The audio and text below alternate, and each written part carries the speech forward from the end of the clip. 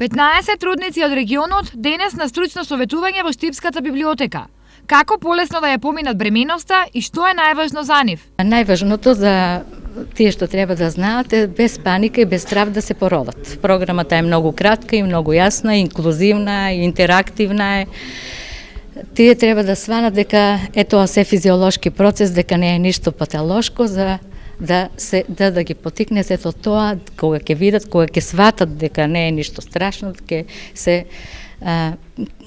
си го испланират семејството. Освен совети, трудниците денес имаа можност да слушнат за предностите за зачувување на матични клетки. Тоа го сваќаме како инвестиција, нели, за еднината, затоа што не знаеме утре, не дај Боже, кога ќе ни затребаат матичните клетки, вака ги имаме спремни и можеме да ги искористиме за третман на многу заболувања, значи третманот е преку 80 заболувања сега за сега. Исто така, трудниците денес добија и подарок од библиотеката. А ние како библиотека ја поканивме нашата поетеса за да им прочита некоја песна и да им подари некоја книга, се со една цел за да таа љубов кон децата почнеме да ја развиваме уште сега неродени.